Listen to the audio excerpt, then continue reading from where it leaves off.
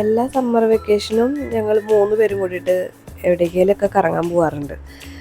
4 പേര് കൂടിയിട്ടാണ് മോസ്റ്റ്ലി പോവാറ്. അപ്പോൾ വീക്ക് ഡേയ്സൊക്കെ വരുന്ന സമയത്ത് ഇവർക്ക് ബോറടിക്കണമെന്ന് പറയുമ്പോൾ നമ്മൾ പെട്ടെന്ന് അങ്ങോട്ട് പ്ലാൻ ചെയ്തിട്ട് എങ്ങോട്ടെങ്കിലുമൊക്കെ പോകാറുണ്ട്. ഇപ്രാവശ്യം നമ്മൾ മൈലാപ്പൂർ പോകാമെന്നാണ് വിചാരിച്ചത്. അപ്പോൾ അതിന് നമ്മൾ വീട്ടിൽ നിന്ന് ഓട്ടോ ബുക്ക് ചെയ്തിട്ട് റെയിൽവേ സ്റ്റേഷനിൽ വന്നിട്ട് വേളാച്ചേരിയിൽ നിന്നാണ് ഡയറക്റ്റ് ട്രെയിൻ ഉണ്ട്, മൈലാപ്പൂർ പോയിട്ട് നമുക്ക് ഇറങ്ങാം. പിന്നെ ഇവിടുന്ന് തിരക്കൊന്നും ഉണ്ടാവാറില്ല, സാധാരണ ലോക്കൽ ട്രെയിൻ അല്ലേ. അപ്പോൾ വീക്ക് ഡേയും കൂടി ആയതുകൊണ്ട് ഒരു തിരക്കും ഉണ്ടായിരുന്നില്ല. ഞങ്ങളുടെ പ്ലാൻ എന്താണെന്ന് വെച്ചാൽ ട്രെയിനിൽ അങ്ങോട്ട് പോവാം, പോയിട്ട് അവിടെയൊക്കെ കറങ്ങി കുറച്ച് നേരം കഴിയുമ്പോൾ ഹസ്ബൻഡ് ഓഫീസിൽ നിന്ന് തിരിച്ച് വരുമ്പോൾ ആ വഴി വരാൻ പറഞ്ഞാൽ നമുക്ക് അവിടെ നിന്ന് നമ്മളെ പിക്കപ്പ് ചെയ്യാൻ പറ്റുമല്ലോ. അപ്പം അങ്ങനെയായിരുന്നു പ്ലാൻ. അപ്പോൾ അങ്ങനെ നമ്മൾ ട്രെയിനിൽ കയറി കുറേ കാലത്തിന് ശേഷം കേട്ടോ നമ്മൾ ട്രെയിനിൽ കയറണേ. അപ്പം അതിൻ്റെ ഒരു എക്സൈറ്റ്മെൻറ്റിൽ ഫോട്ടോയും വീഡിയോയും സ്ലോ മോഷനൊക്കെ എടുത്തുകൊണ്ടിരിക്കുകയാണ്. അപ്പം എന്തുകൊണ്ട് മൈലാപ്പൂർ തന്നെ സെലക്ട് ചെയ്തതെന്ന് ചോദിച്ചു കഴിഞ്ഞാൽ നമുക്ക് വളരെ പരിചയമുള്ളൊരു സ്ഥലമാണ്.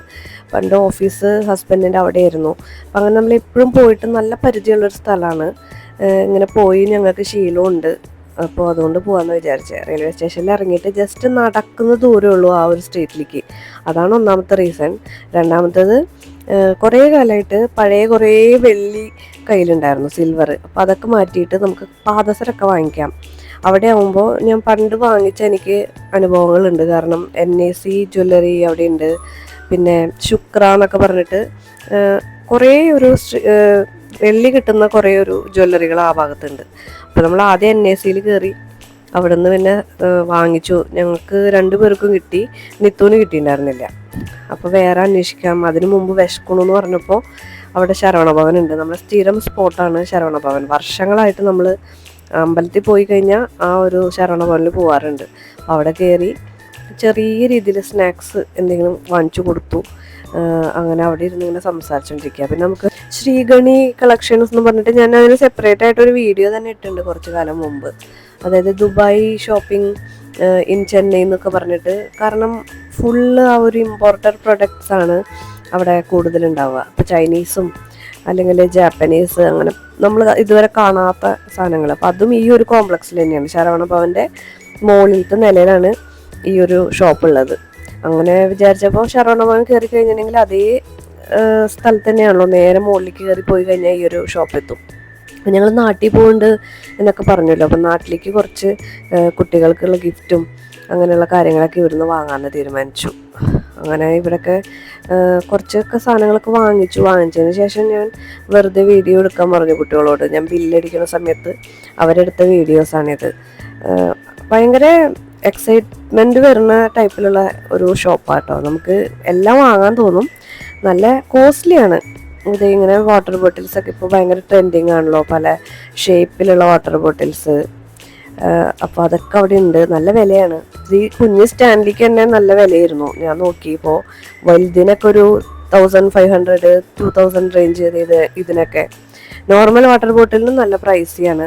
പിന്നെ എന്താണെന്ന് വെച്ചാൽ വെറൈറ്റിയാണ്. അതായത് നമ്മൾ കാണാത്ത ടൈപ്പിലുള്ള സാധനങ്ങൾ കിട്ടും. നമുക്ക് കുറച്ച് അഫോർഡബിളായിട്ട് ചിന്തിക്കുകയാണെങ്കിൽ പോയിട്ട് കാര്യമില്ല. നല്ല വിലയാണ് അത്യാവശ്യം. ഭയങ്കര കുറവെന്നൊന്നും പറയാൻ പറ്റില്ല. ഇതിന് അൺലിമിറ്റഡ് കളക്ഷൻ എന്നൊക്കെ പറയില്ലേ, ആ ഒരു സംഭവമാണ് ഇവിടെ. എല്ലാത്തിനും ഒരു 10 ഓപ്ഷൻസ് നമുക്ക് കിട്ടും. ഇപ്പം എവിടെയെങ്കിലും പോയി കഴിഞ്ഞാൽ കമ്മലോ മാലയൊക്കെ ആകുമ്പോൾ നമുക്ക് ഓപ്ഷൻസ് കുറവാണല്ലോ. അപ്പോൾ ഇവിടെ അങ്ങനെയല്ല, അതിന് തന്നെ ഒരു പ്രത്യേക സ്ഥലം തന്നെയുണ്ട്. ഗിഫ്റ്റിങ്ങിനൊക്കെ പറ്റിയ കടയാട്ടോ. അതായത് ഗിഫ്റ്റ് ഐറ്റംസ് പല വെറൈറ്റി മോഡൽ നമുക്ക് സെലക്ട് ചെയ്യാം. ക്വാളിറ്റി ഒക്കെ നല്ല അടിപൊളി ക്വാളിറ്റി തന്നെയായിരിക്കും, അതിലൊന്നും നമുക്ക് പേടിക്കാനില്ല. പക്ഷേ ആ ഒരു കോസ്റ്റ് സൈഡ് നോക്കുമ്പോൾ കുറച്ച് നമുക്ക് കുട്ടികളെയൊക്കെ കൊണ്ടുപോകുമ്പോൾ 2 പേരെ കൈ മുറുക്കി പിടിച്ച് നടക്കേണ്ട ഒരു അവസ്ഥയായിരിക്കും. പിന്നെ പുതിയ ഇതുപോലത്തെ ഐറ്റംസ് ആദ്യമായിട്ടൊക്കെ നമുക്ക് ഇവിടെ വരുമ്പോഴാണ് ഇങ്ങനെയുള്ള തിങ്സ് ഉണ്ട് എന്നൊക്കെ അറിയണേ. ആ ഒരു വെറൈറ്റി സംഭവമാണ്. അപ്പം അങ്ങനെ നമ്മൾ അവിടുന്ന് കുറച്ച് നേരം അവിടെ സ്പെൻഡ് ചെയ്തു. ഞങ്ങൾ വീണ്ടും കുറച്ച് നേരം അവിടെ വേണമെന്ന് വെച്ചിട്ട് ലേറ്റ് ആക്കിപ്പിച്ചു. കാരണം ഹസ്ബൻഡ് ഓഫീസിൽ നിന്ന് ഇറങ്ങി ഇവിടെ വരെ എത്താൻ എന്തായാലും ഒരു 10-15 മിനിറ്റ് എടുക്കും. അപ്പം അതിന് വേണ്ടിയിട്ട് വിളിച്ചപ്പോൾ ഇനിയും ഒരു 15 മിനിറ്റ് ആവുമെന്ന് പറഞ്ഞപ്പോൾ ഞങ്ങൾ പറഞ്ഞു ഞങ്ങൾ എത്ര നേരം വേണമെങ്കിലും ഇവിടെ നിൽക്കാൻ റെഡിയാണ്. ഈ ഒരു മിനിയേച്ചർ ഐറ്റംസും എല്ലാം അവിടെ കിട്ടും കേട്ടോ. അപ്പോൾ അതൊക്കെ ഞങ്ങൾ ചുമ്മാ നോക്കി വീഡിയോ ഒക്കെ എടുത്ത് പുറത്തിറങ്ങിയപ്പോഴേക്കും ഈ അവസ്ഥയായി, ഇരുട്ടായി. പിന്നെ ആ സ്ട്രീറ്റും ഒരു വൈബുള്ള ഒരു സ്ട്രീറ്റ് ആട്ടോ, നമ്മൾ സൗത്ത് കാർപ്പേറ്റിലൊക്കെ പോണ പോലെ. പക്ഷെ അത്ര തിരക്കും ഉണ്ടാവില്ല, അങ്ങനത്തെ ഒരു വൈബുള്ള സ്ഥലമാണ്. പിന്നെ അതേ ആള് വന്നു, അങ്ങനെ നമ്മൾ കാറിൽ കയറി തിരിച്ച് വീട്ടിലേക്ക് പോയിക്കൊണ്ടിരിക്കുകയാണ്. നാട്ടിലേക്ക് പോകാമെന്ന് പറഞ്ഞാൽ തന്നെ നമുക്ക് ഒരു എക്സൈറ്റ്മെൻ്റ് ആണല്ലോ. അങ്ങനെ ഞങ്ങൾ രാത്രി പോയി നാട്ടിലേക്ക് പോകാനുള്ള സാധനങ്ങൾ ഇനിയും വാങ്ങാനൊക്കെ ഉണ്ടായിരുന്നു, പിന്നെ പാക്ക് ചെയ്യാനുണ്ട്, അങ്ങനത്തെ കുറച്ച് കാര്യങ്ങളുണ്ട്. പിന്നെ ഞങ്ങൾ വാങ്ങിച്ച പാദസരം എന്ന് പറയുന്നത് വളരെ സിമ്പിളായിട്ടുള്ളതാട്ടോ. പിന്നെ ഇത്തുവിന് കുറേ നോക്കി, അവൾക്ക് NACയിൽ കിട്ടാതെ ശുക്ര എന്ന് പറഞ്ഞ ആ ജ്വല്ലറിയിൽ നിന്നാണ് കിട്ടിയത്. എല്ലാം ഓൾഡ് സിൽവർ ഉള്ളതുകൊണ്ട് നമുക്ക് ഒരു പൈസ പോലും കൊടുക്കേണ്ടി വന്നില്ല. തിരിച്ച് ഇങ്ങോട്ട് കുറേ വെള്ളിയായിട്ട് നമുക്ക് കിട്ടുകയും ചെയ്തു കേട്ടോ. ഒരു കോയിനൊക്കെ ആയിട്ട് ഞാൻ വാങ്ങിച്ചു വെച്ചു. കിത്തുവിന് ഇങ്ങനത്തെ ഒരു സിമ്പിൾ ഐറ്റമാണ് കിട്ടിയത്.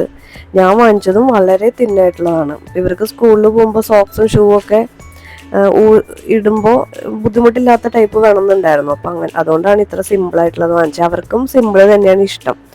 അപ്പോൾ ഇനി നമ്മൾ നാട്ടിൽ പോയിട്ടുള്ള വ്ളോഗുമായിട്ട് എത്രയും പെട്ടെന്ന് കാണാമെന്ന് പ്രതീക്ഷിക്കുന്നു. അപ്പോൾ ലൈക്ക് ചെയ്യാനും സബ്സ്ക്രൈബ് ചെയ്യാനും ഒന്നും മറക്കരുത്, കമൻറ്റും മറക്കണ്ട. അപ്പോൾ നമുക്ക് ഇനി അടുത്ത വീഡിയോയിൽ കാണാം.